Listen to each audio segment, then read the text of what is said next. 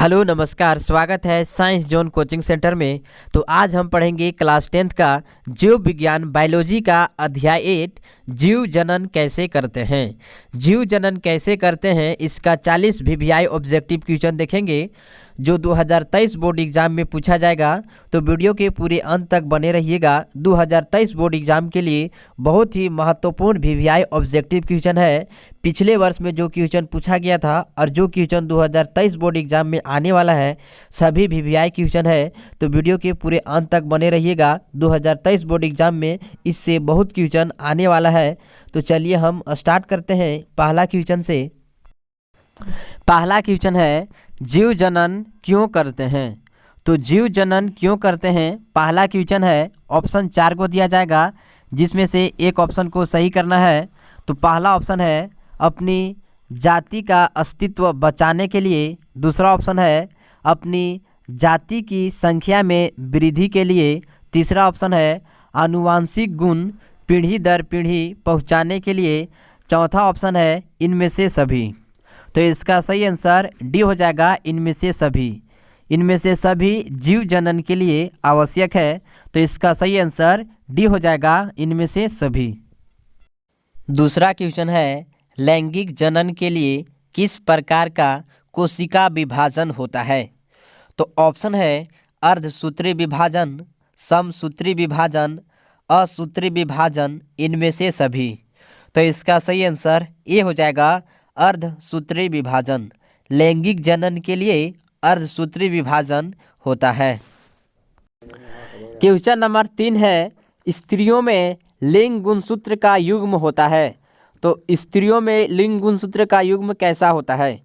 तो ऑप्शन है XY, XX, YY, इनमें से सभी। तो इसका सही आंसर बी हो जाएगा, XX। स्त्रियों में लिंग गुणसूत्र XX पाया जाता है।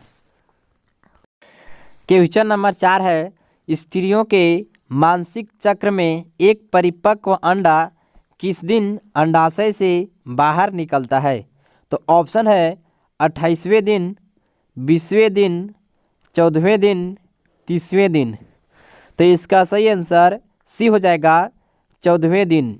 स्त्रियों के मासिक चक्र में एक परिपक्व अंडा 14वें दिन अंडाशय से बाहर निकलता है। क्वेश्चन नंबर 5 है वृषण कोश का तापमान शरीर के समान तापमान से कम होता है। तो कितना डिग्री सेल्सियस वृषण कोश का तापमान शरीर के समान तापमान से कम होता है। तो ऑप्शन है 1 degree Celsius, 2 degree Celsius, 5 degree Celsius, 4 degree Celsius.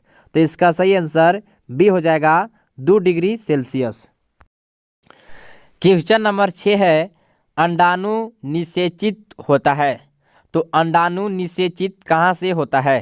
तो ऑप्शन है योनि से, गर्भाशय से, फैलोपियन नलिका से, अंडाशय से।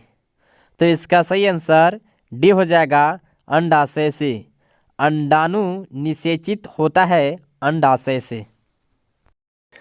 क्वेश्चन नंबर 7 है अंडाणु एवं शुक्राणु में गुणसूत्र की संख्या मादा कोशिका की तुलना में कितना होता है। ऑप्शन है समान रहती है, दुगनी हो जाती है, आधी हो जाती है, इनमें से सभी। तो इसका सही आंसर सी हो जाएगा, आधी हो जाती है। अंडाणु एवं शुक्राणु में गुणसूत्र की संख्या मादा कोशिका की तुलना में आधी हो जाती है। क्वेश्चन नंबर 8 है लिंग गुणसूत्र का पूर्ण जोड़ा पाया जाता है। तो लिंग गुणसूत्र का पूर्ण जोड़ा किसमें पाया जाता है। ऑप्शन है पुरुष में, स्त्री में, पुरुष और स्त्री दोनों में, किसी में नहीं। तो इसका सही आंसर बी हो जाएगा, स्त्री में। लिंग गुणसूत्र का पूर्ण जोड़ा स्त्री में पाया जाता है। क्वेश्चन नंबर 9 है मानव मादा के जनन तंत्र का भाग नहीं है। तो मानव मादा के जनन तंत्र का भाग इनमें से कौन नहीं है। तो ऑप्शन है अंडाशय, गर्भाशय, शुक्रवाहिका, डिंब वाहिनी। तो इसका सही आंसर डी हो जाएगा, डिंब वाहिनी। डिंब वाहिनी मानव मादा के जनन तंत्र का भाग नहीं है। क्वेश्चन नंबर 10 है शुक्राणु बनता है। तो शुक्राणु किस में बनता है? ऑप्शन है वृषण में, मूत्राशय में, गर्भाशय में, अंडाशय में। तो इसका सही आंसर ए हो जाएगा वृषण में। वृषण में शुक्राणु बनता है। क्वेश्चन नंबर 11 है, ऐसे जीव जिनमें दोनों लिंग उपस्थित होता है कहा जाता है। तो उसे क्या कहते हैं जिनमें दोनों लिंग उपस्थित होता है? तो इसका सही आंसर बी हो जाएगा द्विलिंगी। ऐसे जीव जिनमें दोनों लिंग उपस्थित होता है उसे द्विलिंगी कहते हैं। क्वेश्चन नंबर 12 है, ऊतक संवर्धन में किस प्रकार का ऊतक लेते हैं? तो इसका सही आंसर ए हो जाएगा मेरी अस्मेटिक ऊतक। मेरी अस्मेटिक ऊतक ऊतक संवर्धन में लिया जाता है।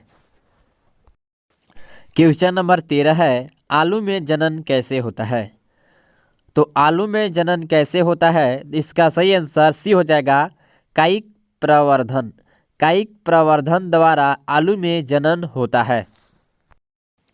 क्वेश्चन नंबर 14 है, अलैंगिक जनन के समय कौन सा विभाजन होता है? तो इसका सही आंसर डी हो जाएगा समसूत्री विभाजन और असमसूत्री विभाजन। दोनों अलैंगिक जनन के समय विभाजन होता है, समसूत्री विभाजन और असमसूत्री विभाजन। तो इसका सही आंसर डी हो जाएगा ए एवं बी दोनों। क्वेश्चन नंबर 15 है, जीव जिस प्रक्रम द्वारा अपनी संख्या में वृद्धि करते हैं उसे कहा जाता है। तो उसे क्या कहते हैं? तो इसका सही आंसर ए हो जाएगा जनन। उसे जनन कहते हैं। क्वेश्चन नंबर 16 है, नर युग्मक और मादा युग्मक के संलयन को कहते हैं। तो नर युग्मक और मादा युग्मक के संलयन को क्या कहते हैं? तो इसका सही आंसर बी हो जाएगा निषेचन। नर युग्मक और मादा युग्मक के संलयन को निषेचन कहते हैं। क्वेश्चन नंबर 17 है, किस प्रकार के जनन में जनक के शरीर से कलिका निकलती है? तो इसका सही आंसर ए हो जाएगा मुकुलन। मुकुलन। क्वेश्चन नंबर 18 है, मुकुलन द्वारा प्रजनन किसमें होता है? तो इसका सही आंसर बी हो जाएगा इष्ट। इष्ट में मुकुलन द्वारा प्रजनन होता है। क्वेश्चन नंबर 19 है, पुष्पी पौधे में लैंगिक जनन किसके द्वारा होता है? तो इसका सही आंसर सी हो जाएगा फूलों द्वारा। फूलों द्वारा पुष्पी पौधे में लैंगिक जनन होता है। क्वेश्चन नंबर 20 है, द्विखंडन होता है। तो द्विखंडन किसमें होता है? तो इसका सही आंसर ए हो जाएगा अमीबा में। द्विखंडन अमीबा में होता है। क्वेश्चन नंबर 21 है, डीएनए कहाँ उपस्थित होता है? तो डीएनए कहाँ पे पाया जाता है?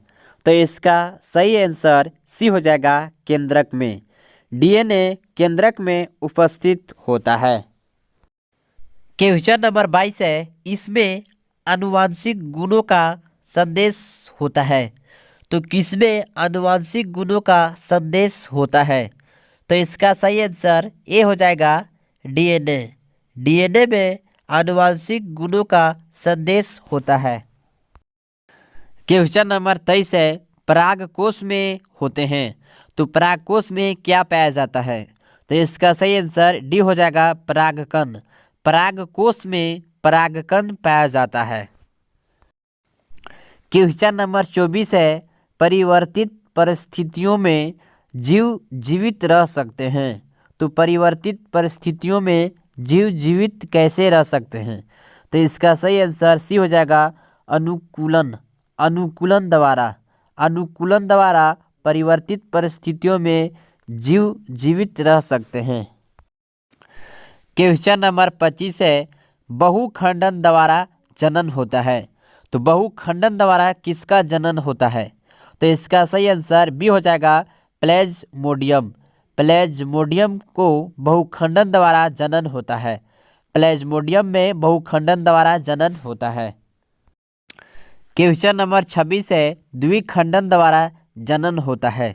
तो द्विखंडन द्वारा किसमें जनन होता है? तो इसका सही आंसर डी हो जाएगा, ए और बी दोनों में, अमीबा में और लेशमानिया में। अमीबा और लेशमानिया दोनों में द्विखंडन द्वारा जनन होता है। क्वेश्चन नंबर 27 है, किसमें अपखंडन द्वारा जनन होता है? तो अपखंडन द्वारा किसमें जनन होता है? तो इसका सही आंसर सी हो जाएगा, स्पाइरोगाइरा में। स्पाइरोगाइरा में अपखंडन द्वारा जनन होता है। क्वेश्चन नंबर 28 है, अलैंगिक जनन मुकुलन द्वारा होता है। तो अलैंगिक जनन मुकुलन द्वारा होता है, तो किसमें होता है? तो इसका सही आंसर बी हो जाएगा, ईस्ट में। ईस्ट में अलैंगिक जनन मुकुलन द्वारा होता है। क्वेश्चन नंबर 29 है, अमीबा में जनन होता है। तो अमीबा में कैसे जनन होता है? तो इसका सही आंसर ए हो जाएगा, कोशिका विभाजन से। अमीबा में कोशिका विभाजन से जनन होता है। क्वेश्चन नंबर 30 है, निम्न में से कौन एकलिंगी पुष्प है? तो इनमें से कौन एकलिंगी पुष्प है? तो इसका सही आंसर सी हो जाएगा, पपीता पुष्प। पपीता पुष्प एकलिंगी पुष्प है। क्वेश्चन नंबर 31 है, निम्न में से कौन एक उभयलिंगी जंतु है? तो इनमें से कौन एक उभयलिंगी जंतु है? तो इसका सही आंसर ए हो जाएगा, केंचुआ। केंचुआ उभयलिंगी जंतु है। क्वेश्चन नंबर 32 है, उभयलिंगी पुष्प में उपस्थित होता है। तो उभयलिंगी पुष्प में क्या उपस्थित होता है? तो इसका सही आंसर सी हो जाएगा, स्त्री केसर और पुंग केसर दोनों उभयलिंगी पुष्प में उपस्थित होता है। क्वेश्चन नंबर 33 है, पुष्प में परागकण कहाँ बनते हैं? तो इसका सही आंसर ए हो जाएगा, पुंकेसर में। पुष्प में परागकण पुंकेसर में बनता है। क्वेश्चन नंबर 34 है, स्त्री केसर में उपस्थित होता है। तो स्त्री केसर में क्या उपस्थित होता है? तो इसका सही आंसर डी हो जाएगा, इनमें से सभी। अंडाशय, वर्तिका, वर्तिकाग्र, इनमें से सभी स्त्री केसर में उपस्थित होता है। क्वेश्चन नंबर 35 है, पुष्प में बीजांड कहाँ उपस्थित होता है? तो इसका सही आंसर सी हो जाएगा, अंडाशय में। पुष्प में बीजांड अंडाशय में उपस्थित होता है। क्वेश्चन नंबर 36 है, पुष्प में मादा युग्मक कहाँ उपस्थित होती है? तो इसका सही आंसर ए हो जाएगा, बीजांड में। पुष्प में मादा युग्मक बीजांड में उपस्थित होता है। क्वेश्चन नंबर 37 है, निषेचन के फलस्वरूप अंडाशय विकसित होता है। तो निषेचन के फलस्वरूप अंडाशय किसमें विकसित होता है? तो इसका सही आंसर बी हो जाएगा, फल में। निषेचन के फलस्वरूप अंडाशय फल में विकसित होता है। क्वेश्चन नंबर 38 है, पुष्प का कौन सा भाग फल बनता है? तो पुष्प का कौन सा भाग है जो फल बनता है? तो इसका सही आंसर डी हो जाएगा, अंडाशय। पुष्प का अंडाशय भाग फल बनता है। क्वेश्चन नंबर 39 है, निषेचन के बाद बीजांड परिवर्तित होता है। तो निषेचन के बाद बीजांड किसमें परिवर्तित होता है? तो इसका सही आंसर सी हो जाएगा, बीज में। निषेचन के बाद बीजांड बीज में परिवर्तित होता है। क्वेश्चन नंबर 40 है, नर युग्मक एवं मादा युग्मक के संयोजन से क्या बनता है? नर युग्मक एवं मादा युग्मक के संयोग से मिलने से क्या बनता है? तो इसका सही आंसर सी हो जाएगा, जाइगोट। जाइगोट बनता है। नर युग्मक एवं मादा युग्मक के संयोजन से जाइगोट बनता है। यदि आप अभी तक मेरे चैनल को लाइक, सब्सक्राइब और शेयर नहीं किए हैं तो जितना जल्दी हो सके लाइक, सब्सक्राइब और शेयर कर दीजिए। हम इसी तरह से VVI ऑब्जेक्टिव क्वेश्चन अपलोड करते रहते हैं। ऑब्जेक्टिव और सब्जेक्टिव दोनों क्वेश्चन अपलोड करते रहते हैं, तो आप मेरे चैनल को लाइक, सब्सक्राइब और शेयर करके हमारे साथ जुड़ जाइए।